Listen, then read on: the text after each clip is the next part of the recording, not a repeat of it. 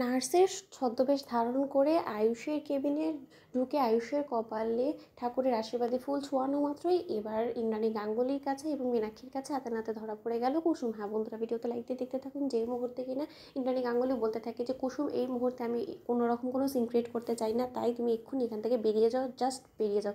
ঠিক সেই মুহূর্তে যখন কিনা কুসুম অবশেষে কোনোরকম কোনো উপায় না পেয়ে কুসুম যখন বলতে থাকে যে আজকে স্বয়ং ঈশ্বরও যদি আমাকে বাধা দেয় তাও আজকে আমাকে কোনো মতে আটকাতে পারবে না, কারণ আমাকে আমার স্বামীর বিপদেও তার পাশে থাকতে হবে এবং এটা আমার ধর্ম এবং আমি আমার ধর্ম পালন করা থেকে কোনো মতে বিরত থাকবো না। আমাকে যে করে হোক না কেন ছোটো সাহেবের কাছে তো পৌঁছতেই হবে এবং আমি নিজ হাতেই ছোটো সাহেবের কপালে ফুলটা ছোঁয়াবো। ঠিক সেই মুহূর্তে কুসুম যখন বলতে থাকে যে এখন আমার কাছে একটা মাত্র উপায় হাতে আছে, ঠিক সেই মুহূর্তে কুসুম যখন একটা নার্সের থেকে অনেক আকুতি মিনতি করে তার ড্রেসটা নেয় এবং নেওয়া মাত্র যখন কিনা সেই নার্সের ছদ্মবেশ ধারণ করে কুসুম যখন কিনা আয়ুষের কেবিনে ঢুকে পড়ে এবং কেবিনে ঢোকা মাত্র আয়ুষের এই নিথর দেহের মতন পড়ে থাকা অবস্থা দেখা মাত্র কুসুম নিজের চোখের জল ধরে রাখতে না পেরে যখন কিনা বলতে থাকে যে ছোটো সাহেব, আজকে আমার জন্য আপনার এই অবস্থার জন্য সম্পূর্ণরূপে আমি দায়ী। আমি নিজেকেও কোনোদিনও ক্ষমা করতে পারবো না, কিন্তু আমি ঈশ্বরের কাছে প্রার্থনা করি যে আপনি খুব তাড়াতাড়ি যাতে সুস্থ হয়ে আবারও গাঙ্গুলি হাউসে ফিরে আসেন, কারণ আপনার পরিবার থেকে শুরু করে বাড়ির প্রত্যেকটা মানুষ আপনার জন্য চোখের জল ফেলছে, কষ্ট পাচ্ছে।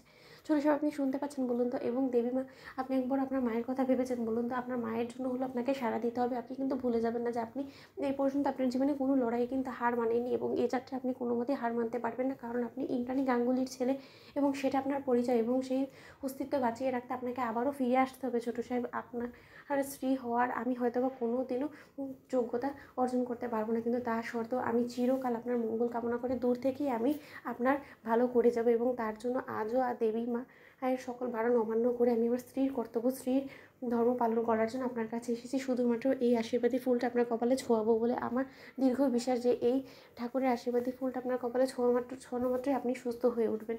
ছোটো সাহেব, ঠিক সেই মুহূর্তে কুসুম যখন বলতে থাকে যে আর বেশিক্ষণ দেরি করা যাবে না, ঠিক সেই মুহূর্তে কুসুম যখন নিজ হাতে আয়ুষের কপালে সেই ফুলটা ছোঁয়ায়, ঠিক সেই মুহূর্তে ইন্দ্রাণী গাঙ্গুলি সেই রুমে ঢুকে পড়ে এবং মীনাক্ষী যখন বলতে থাকে যে একবার দেখে তো দিদি ওরকম করে দাঁড়িয়েছে কেন দরজার সামনে, ঠিক সেই মুহূর্তে ইন্দ্রাণী গাঙ্গুলি যখন বলতে থাকে যে এই মেয়ে, তুমি কী করছিলে বলো তো? তুমি কী করার চেষ্টা করছো আমার আয়ুষের সঙ্গে? আমি বেশ দেখলাম যে তুমি কিছু একটা আয়ুষকে ছোঁয়ানোর চেষ্টা করছিলে। তুমি কি আয়ুষের কোনো রকম কোনো ক্ষতি করার জন্য এখানে এসেছো?